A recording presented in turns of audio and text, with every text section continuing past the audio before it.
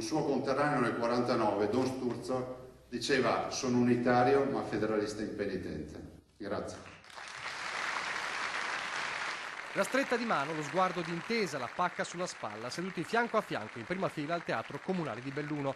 E quella richiesta di autonomia che emerge inevitabile davanti al capo dello Stato. Sergio Mattarella visita la montagna e lo fa accompagnato in ogni passo dal governatore del Veneto Luca Zaia, fin da subito in elicottero a sorvolare Longarone, quel Vajont che ancora grida giustizia, passando per le tante troppe lapidi dei morti di un 9 ottobre indimenticabile, quello del 1963, per arrivare all'ottobre più vicino, la montagna devastata che scorre nelle immagini in teatro. Io sono molto legato a questa provincia, alle sue montagne, che ho frequentato di continuo durante la mia ormai lunga vita. Prima con il Presidente abbiamo sorvolato le valli del Cadore. Dicevo al Presidente: guardi, da queste terre che sono impervie, che sono difficili, sono partiti molti veneti, molti bellunesi, molti cadorini, sono andati in giro per il mondo, ma non a riempire le galere, ma a farci onore, ad essere rispettati. E come aveva promesso, Zaia non si lascia scappare la possibilità di dirlo apertamente, quello che da tempo la montagna e il Veneto chiedono. Ma guardi, questa comunità la si può aiutare velocemente con 2 o 3 operazioni molto semplici.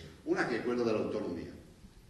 E è una partita che noi non consideriamo irrispettosa, è una partita che consideriamo assolutamente rispettosa della legge, lo abbiamo fatto, come lei ben sa, nell'alveo della Costituzione, ma è la volontà di iniziare un percorso nuovo per questo Paese. L'altra partita è assolutamente rappresentata dalle Olimpiadi. Mi perdoni, non è la lista della spesa, ma è la volontà di dire che queste sono delle assolutamente grandi opportunità per noi. La risposta arriva subito, a partire dall'autonomia. Ci sono problemi di cui stanno occupando governo e Parlamento e sui quali io quindi non posso esprimermi, ma posso farlo sulle Olimpiadi, Presidente Zaia, che considero Olimpiadi e considero un'occasione di grande importanza, non soltanto per le 2 regioni e 2 città protagoniste, ma per l'intera Italia.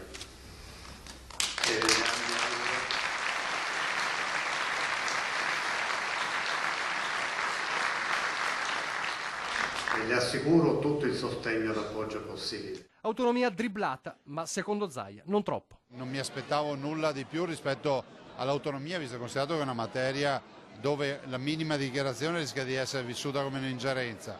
Diciamo che ci siamo ed è fondamentale che comunque il Capo dello Stato non abbia mai detto fino ad ora che siamo fuori strada. Ben venga la presa di posizione unica sulle Olimpiadi, perché questo ci dà ancora più forza, visto e considerato che la comunità internazionale sa che c'è una squadra, ma anche con il Capo dello Stato che sostiene a pieno titolo tutta questa partita.